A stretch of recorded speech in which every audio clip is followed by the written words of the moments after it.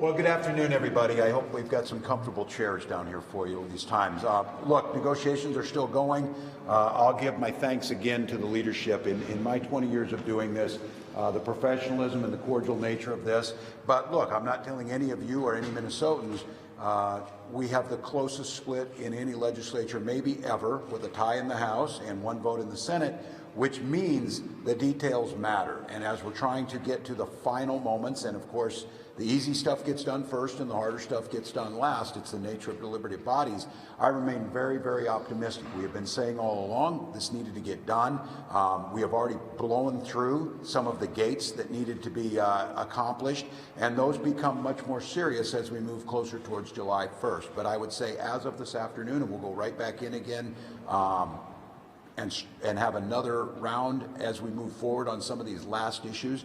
I'm very optimistic that they're going to get there. And again, with a responsible budget for Minnesota that leaves money on the bottom line, that invests in the things that improve Minnesotans' life, and also make a major dent in the over-the-horizon 28-29 structural imbalance. And that was a hard ask, because that means that there's a lot of difficult decisions had to be made by a lot of folks, and they're making them. So with that, I'd take a few questions. I will say we are at a really critical and fragile time, so I want to be very careful of making sure I don't speak too far on these negotiations or right at the end point. How likely is this week for a special session? How likely is it to happen? Well, look, yeah, Tom, and I want to, again, we've said what we thought we could be, and we didn't get there. I have always viewed that the 19th was really important to get there. We blew through that.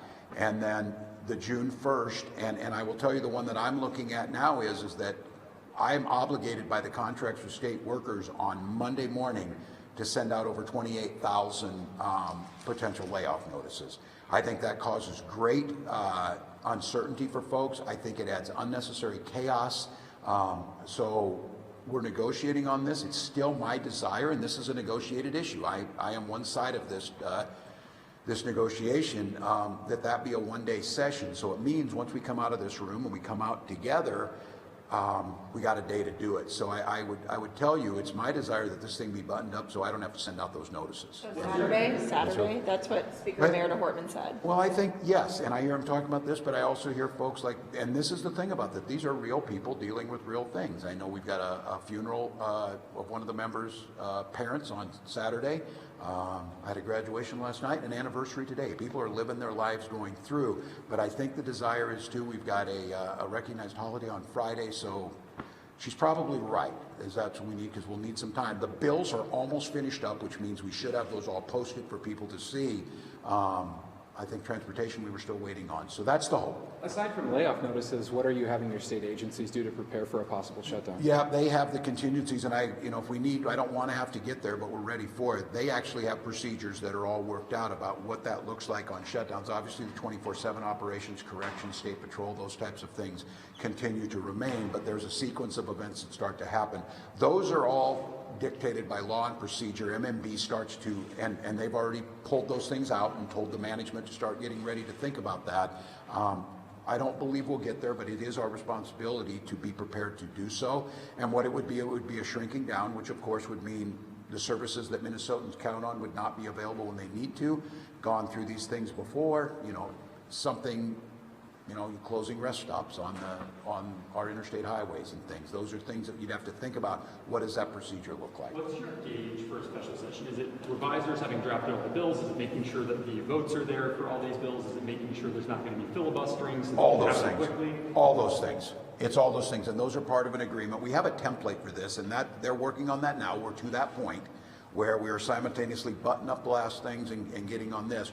We just handed out the template from the 2019 session of what the special session looked like. It was very good. It's agreed upon by all parties to make sure that special session has an order to it to get done what needs to get done. I think the good news is, as we said, the bills have been to the revisers. That's not going to be the part of it. So now we're negotiating, making sure there's no amendments to these bills, and then talking about the votes. When we're this close and the issues are this divisive, there's going to need to be an agreement on delivering votes. What's it look like to get assurance from the Senate's Republicans on suspending the rules? Yeah, that one I don't want to discuss because we're in negotiations on it. What are some of the policy, I know you said you don't want to get really into the negotiations because they're fragile, but in terms of some of the policy sticking points still, we heard about transportation funding to the counties. We've heard about how the MnCare rollback for undocumented immigrants goes in. We've heard about non-competes. Like, what are some of these issues that are... Yeah, you know what? And look, those are issues that are being discussed out there, but what is really challenging about this negotiation is it is everything. And it might have been a small non-cost provision that we could not agree on in the tax bill that impacts an individual legislator. We're at a point right now where, quite candidly, and the legislators know this, and I'm not even saying it as a pejorative, every single legislator is potentially a veto over the whole deal to get some of this done. So it's all of those things. It's that's I think for Minnesotans. Again, the thing I would say is this is chaotic. Democracy is. But against the backdrop of what you see in D.C., this is the contrast to that. The Democrats, Republicans working together, we're finding compromises. They are going to have to, at times, you're going to be voting on things you don't necessarily like, and you're going to be voting on things that you get that the other side doesn't like. So I would say there's some big ones that get but it's more complicated than that.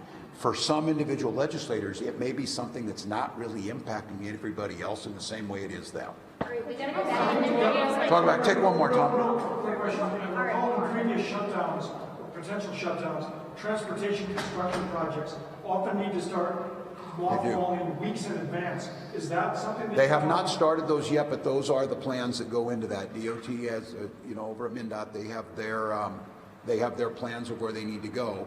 We are not there yet because we are still basically, 28 days out on this, but those are things that are taken into consideration. And again, anytime you go through this, even the act of mailing out those notices cost money. And so I think the legislators are aware of that because this is a very fiscally thin and fiscally responsible budget. I don't think they want to do any more. So I can tell you, I'm confident we'll get this done. It's our responsibility to do that. If Minnesotans want to know, these legislators are working hard. They're doing it under incredibly tight margins, but they're doing it in goodwill. And we're going to get a good budget. I think we hope that in the next few days that this gets on. Operation on Lake Street yesterday. Can you just respond to that? Is there state of the law enforcement involved?